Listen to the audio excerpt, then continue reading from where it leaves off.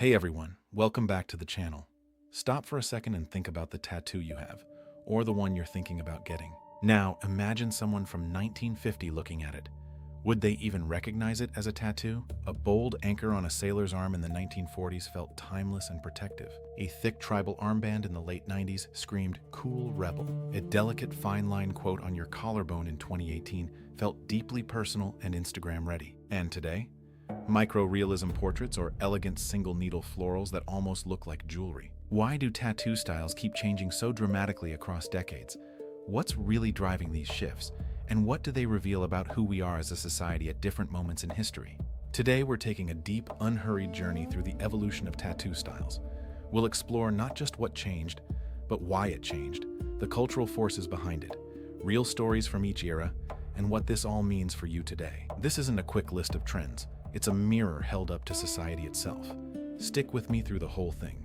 By the end, you'll never look at tattoos the same way again. Let's start at the very beginning. The deep roots. Tattoos as survival, ritual, and belonging. Long before tattoos became fashion, they were practical and spiritual tools. The oldest known tattooed body, Ötzi the Iceman from over 5,000 years ago, had marks researchers believe were placed on painful joints for therapeutic reasons. An ancient form of pain relief. In many indigenous cultures, tattoos told stories of lineage, achievements, protection from spirits, or rites of passage. Polynesian tattoos, for example, were incredibly intricate and carried deep meaning about social status and personal history. Japanese irizumi developed into full-body masterpieces rich with mythology and symbolism. These early styles were bold, purposeful, and deeply connected to community identity. They reflected societies where survival, belonging, and spiritual protection were daily concerns. There was nothing casual about them. Now, fast forward to when Western culture really started adopting and transforming the practice. Sailors, war, and the birth of traditional styles, late 1700s to 1940s. When Captain Cook returned from the Pacific in the 18th century, he brought back not just stories, but people with tattoos. European and American sailors quickly adopted the practice. Simple, bold designs, anchors for stability, swallows for safe return home, ships, hearts, and patriotic symbols became incredibly popular. These tattoos served real purposes, reminders of home during long voyages, protection charms against drowning, or marks of milestones crossed at sea. The style that emerged, what we now call American traditional, was perfect for the time. Thick black outlines and limited color palettes were durable, visible from a distance, and easy to do with the equipment available. During World War II, tattoos surged again. Soldiers got mom tattoos, pinup girls, and patriotic imagery. In an era of global uncertainty and fear, these designs offered comfort, identity, and a sense of permanence when everything else felt temporary. It was a way of saying, "This is who I am, no matter what happens." The rebellion years, counterculture, and the shift to personal defiance, 1960s to 1980s. After the war, tattoos started moving away from patriotism toward rebellion. The 1960s and 70s brought the Vietnam War, civil rights movements, rock music, and punk. Tattoos became a visible "fuck you" to mainstream society. This era saw the rise of biker culture, prison-influenced black and gray work, and more experimental styles. Artists like Sailor Jerry and later Ed Hardy helped bridge traditional work with a grittier, more rebellious edge. Black and gray realism, developed in places like California prisons and Chicano communities using improvised tools, began gaining wider recognition for its emotional power and shading mastery. Tattoos during this period were often about declaring difference. "I don't belong to your system."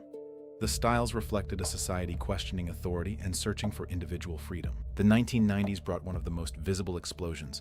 Tribal tattoos, thick black bands, armbands, and Polynesian-inspired designs became mainstream. Celebrities and athletes helped popularize them. This coincided with increasing globalization. The internet was young, but media was spreading cultural imagery faster than ever. However, this era also highlighted cultural appropriation issues that we still discuss today. Many people got tribal designs with little understanding of their original meaning. It was a time when Western culture was borrowing heavily from other traditions and simplifying them into aesthetic statements. The 2000s to 2010s. Realism, reality TV, and social media.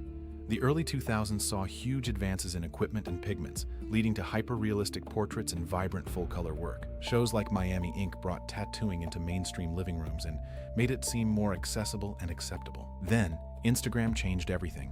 Suddenly, tattoos that photographed well dominated. Bright neo-traditional, watercolor effects, geometric patterns, and delicate fine-line work exploded because they looked stunning on screens. Minimalist tattoos rose in popularity during this hyper-connected era. Small, meaningful pieces that felt personal yet shareable. Where we are now, 2020s. Meaning, subtlety, and hybrid styles. Today we're seeing a beautiful mix. Many people want tattoos that are both visually striking and deeply personal. There's a rise in single needle and ultrafine work, memorial pieces, and a thoughtful return to styles with real cultural respect. The pandemic years pushed many toward more reflective, meaningful tattoos during periods of isolation and loss. Social media still drives trends, but there's growing awareness around cultural origins and authenticity. People want tattoos that feel like them, rather than just what's trending. What does all this evolution really tell us about society? Tattoo trends are never random. They mirror the dominant moods, technologies, and values of each era. Times of war or economic hardship lead to bold, symbolic, protective designs that offer stability. Periods of rebellion result in edgy, defiant styles that reject the mainstream. Globalization and the media explosion brought fusion styles and borrowing from other cultures.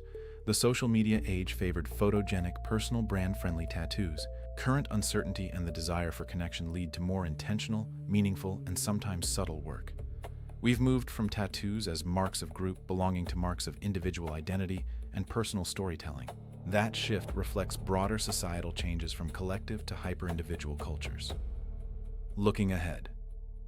As AI tools, better pigments, and new techniques emerge, we'll likely see even more personalized hybrid styles. But the core human drive, using our bodies to tell stories that matter, remains the same. This is the science of the mark. Now, I want to hear from you.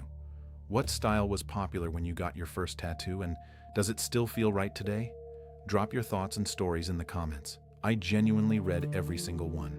If this deep exploration gave you new insight, please hit the like button, subscribe, and turn on notifications. Subscribe if you want to know how the game actually works. Peace. And just so everyone knows, I'm Washington's avatar, an AI-generated version of him presenting these videos. Respect the physics, respect the history, respect the craft. If you're looking to connect with artists who understand the history and the future, platforms like Alice Tattoos are here to help. Thanks for spending this time with me. I'll see you in the next one. Take care.